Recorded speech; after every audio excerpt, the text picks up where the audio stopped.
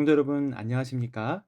오늘 저는 이 아침에 요한복음 5장 1절부터 18절에 나오는 말씀을 가지고 베데스다의 표적이라는 주제로 오늘 이 아침 은혜를 나누려고 합니다. 성경 요한복음 5장 1절부터 18절이 오늘 본문 말씀인데요. 8절, 9절의 말씀 제가 읽겠습니다. 예수께서 이르시되 일어나 내 자리를 들고 걸어가라 하시니 그 사람이 곧 나아서 자리를 들고 걸어가니라. 이날은 안식일이니. 오늘 본문 말씀인 요한복음 5장에는 예수님께서 베데스다라고 하는 연못에 약 38년 동안 불치병으로 고생하던 사람을 낫게 하는 그런 내용을 담고 있습니다. 여러분도 잘 아시는 것처럼 베데스다 연못은 수많은 병자들이 특별한 기적이 일어난다고 해서 그곳에서 기다리고 믿고 있었던 연못이었습니다. 가끔 천사가 내려와서 물을 휘저으면 그때 제일 먼저 그 베데스다 연못에 뛰어드는 사람이 병이 낫는다라고 해서 수많은 병자들이 그곳에 모여 있는 것입니다. 그래서 이 연못을 뭐라고 했는가 하면 베데스다, 즉 자비의 집이라고 불렀습니다.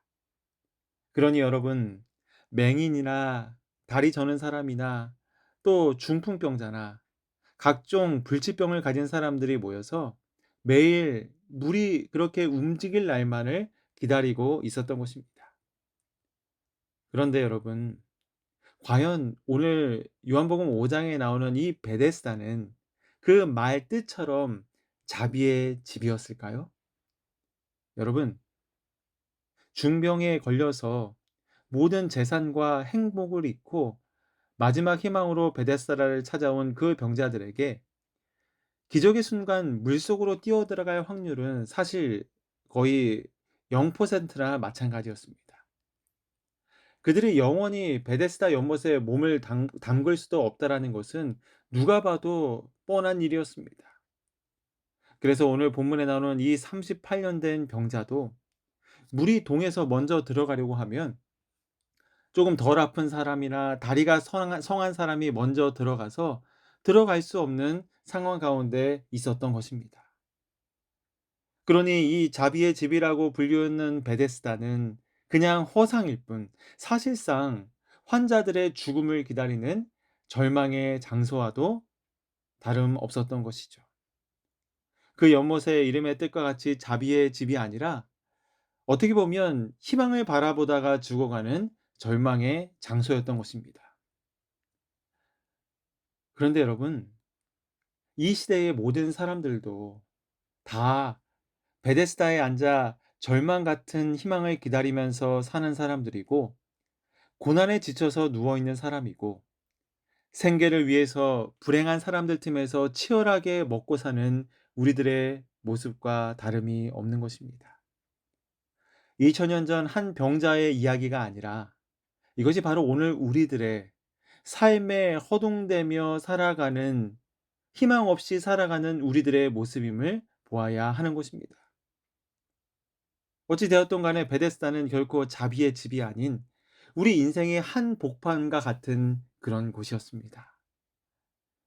그런데 여러분, 오늘 제가 전하는 말씀의 핵심은 병을 고치는 그런 이야기가 핵심이 아닙니다. 제가 말씀드렸던 것처럼 예수님께서 이 땅에 오셔서 나타내셨던 표적들은 그 표적이 무엇이 가리키는 것인지를 우리가 알아야 된다고 그랬습니다. 그것이 무엇인가 하면 예수 그리스도가 누구신지를 나타내는 것이 표적의 목적이고, 죽어가는 사람들로 하여금 생명을 얻게 하는 것이 바로 그 표적들의 목적이라고 했습니다.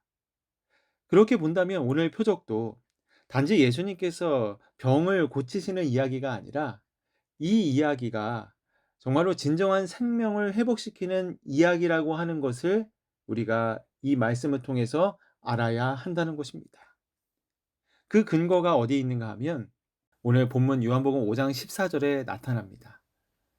그 후에 예수께서 성전에서 그 사람을 만나 이르시되 보라 내가 나았으니 더 심한 것이 생기지 않게 다시는 죄를 범하지 말라 하시니.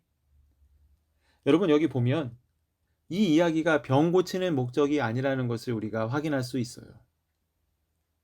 여러분 여기 예수님께서 38년 된 죽어가는 병자를 고치셨습니다.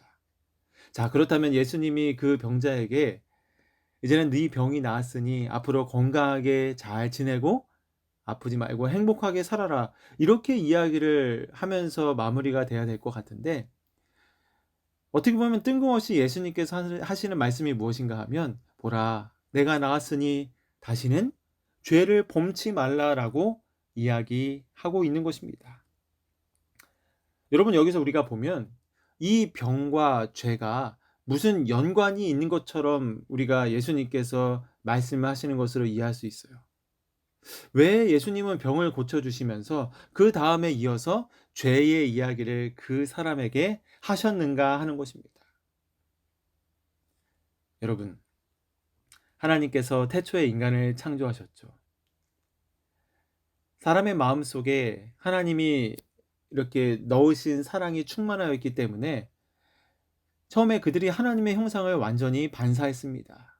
그런데 사단의 꼬임에 넘어가서 죄로 말미암아 선악과를 먹게 되죠. 범죄의 결과로 말미암아 그들의 마음에 손상을 입게 되었습니다.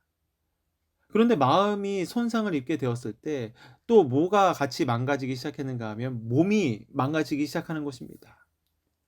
그래서 범죄의 결과로 그들의 마음과 하나님의 관계가 손상을 입게 되자 그것이 몸이 망가뜨려지는 영과 혼과 육의 전인적인 타락이 아담과 그의 후손에게 나타나게 된 것입니다.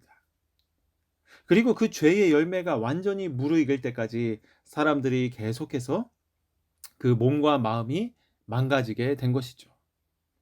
그래서 여러분, 부자 선지자에 보면 아담이 죽을 때 이 세상의 고통을 다 보게 하지 않고 죽게 한 것이 하나님의 은혜라고 그렇게 말하고 있어요. 부조와 선지자 82페이지에 자기의 죄에 대한 심한 가책과 아벨이 죽고 가인이 버림을 받은 이중 슬픔으로 아담은 고뇌로 기가 꺾였다. 그는 마침내 홍수로 인한 세상의 멸망을 초락케 할 전 세계의 편만한 부패를 목격하였다. 창조주께서 그에게 내리신 사형 선고는 처음에 무섭게 보였으나 약 1000년 동안 죄악의 결과를 목도한 후에 그는 고통과 슬픔의 생애를 끝나게 하심은 하나님의 자비라는 것을 느꼈다. 여러분, 아담이 죽은 그 자리에, 아담이 그 죄악의 고통을 바라보면서 마지막 눈을 감았을 그 자리에 성경에 보면 둘째 아담으로 표상되는 예수님이 이 땅에 오셨습니다. 그리고 아담의 사랑과는 비교되지 않는 그 놀라운 사랑으로 아담이 저지른 죄 때문에 죽어가는 그 인류의 모습을 바라보면서 철저하게 느꼈을 그 아담의 고뇌. 그러나 아담이 해결할 수 없었던 그 고뇌를 예수님께서 이 땅에 오셔서 비교가 되지 않는 그 큰 사랑으로 인류를 바라보시는 것입니다. 죄로 인해서 병들어 죽어가는 우리들을 바라보는 예수님의 그 고통은 아담이 자기의 죄 때문에 죽어가는 인류를 바라보는 고통보다 훨씬 더 큰 고통이었습니다. 그래서 여러분, 예수님께서 이 땅에 오셔서 인류를 위하여 그 고통을 바라보면 눈물을 흘리고 십자가에서도 눈물을 흘린 것은 그냥 운 것이 아니라 눈물샘이 터져버릴 정도로 우신 것입니다. 그리고 그 죽어가는 인류를 바라보면서 예수님께서 보셨던 것이 무엇인가 하면 단순히 그때 고통당하는 베데스다의 38년 된 병자만을 바라본 것이 아니라 앞으로 펼쳐질 인류의 모습을, 그 자식을 잃고 애 끓고 통곡하는 그 어미의 심정으로 예수님께서 내다보신 것입니다. 그래서 그 예수님의 사랑의 그 깊이 때문에 인류의 죄를 향한 그 고통이 너무나 커서 예수님의 눈물샘이 터지셨던 것이죠. 여러분, 베데스다의 38년 된 병자는 예수께서 그 38년 동안 병으로 말미암아 고통당하는, 희망을 바라보지 못하고 절망하는 그 병자의 눈을 바라보셨을 때 인류의 죄짐과 사랑 때문에 눈물샘이 터진 그 사랑의 창조주의 눈과 그 38년 된 병자의 눈이 마주친 것입니다. 바로 38년 된 병자가 예수님의 그 눈을 바라본 거예요. 그런데 여러분, 예수님은요, 육신적인 병을 이 세상의 의사가 고치는 것처럼 하지 않았어요. 예수님은 이 땅에 오셔서 병자들을 고치실 때 단순히 그들의 육신적인 질병만을 고쳐준 것이 아니라 궁극적으로 죄로 말미암아 온 그의 병, 죄를 사하여 주신 것입니다. 여러분, 우리도 38년 된 베데스다 연못의 그 병자처럼 예수님을 만나지 못하면 결국 우리도 소망 없는 처참한 인생을 살다가 사라지는 존재일 뿐입니다. 그런데 여러분, 오늘 이 사단이 우리에게 최초에 심어준 영적인 독소를 제하고 육체적인 질병을 낫게 할 뿐만 아니라 내가 너를 용서하노라, 다시는 너를 더 아프게 할 죄를 범치 말라고 말씀하신 예수님의 이 놀라운 사랑의 치료를 오늘 베데스다의 38년 된 병자에서 우리는 깨달아야 하는 것입니다. 용서받은 죄인은 더 이상 자신의 육신의 질병을 신경 쓰지 않았어요. 오늘 이 38년 된 병자는 말로 표현할 수 없는 행복과 해방이 밀려왔습니다. 병이 낫기 전에 병과 상관없이 기쁨과 해방을 경험한 것입니다. 그런데 여러분, 이 일을요, 예수님이 안식일에 하셨어요.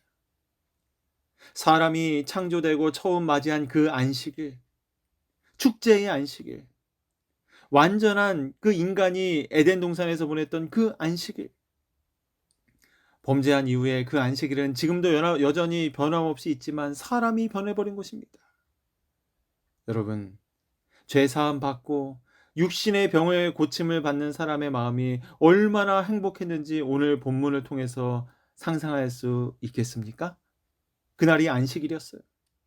이 얼마나 기쁘고 의미심장한 일입니까? 사랑하는 여러분, 이 회복의 기쁨, 이 안식의 기쁨, 베데스다의 38년 된 병자가 맛본 참 안식의 의미가 오늘 여러분과 저에게 동일하게 경험되기를 간절히 바랍니다. 자비의 집이라 불렸던 베데스다는 사실상 그들에게 자비의 집이 아니었지만 우리가 안식일마다 만나는 예수님은 진정한 자비의 집 베데스다가 되는 것입니다. 사랑하는 여러분, 우리에게 매주 찾아오는 그 안식일이 우리들의 삶 가운데 우리에게 용서의 의의 옷을 입히시고 우리를 다시금 거룩하게 하고, 그래서 회복된 우리에게 오늘 주님께서 말씀하시기를 정말로 다시는 죄를 짓지 말고 예수님과 함께 행복한 삶을 살아고 맞이하시는 주님의 음성이 오늘 우리들의 귀에 들리게 되기를 간절히 바라면서 말씀을 마치겠습니다. 기도하겠습니다. 하늘에 계신 하나님 아버지, 아무런 희망이 없던, 그야말로 소망이 없던 그 절망의 베데스다의 38년 된 병자에게 자비의 집 베데스다 연못은 정말로 그에게 자비가 될 수 없었지만 예수님 그에게 가셔서 그를 용서하시고 그에게 죄를 사하시고 그의 병을 고치신 주님을 바라봅니다. 오늘 2000년이 지난 이 시대를 살아가는 베데스다에 모인 우리 모든 당신의 연약한 자녀들에게 동일한 은혜와 축복을 주시고 우리 주님 안에서 살아갈 수 있도록 언제나 함께하여 주시옵소서. 예수님의 이름으로 간절히 기도하옵나이다. 아멘.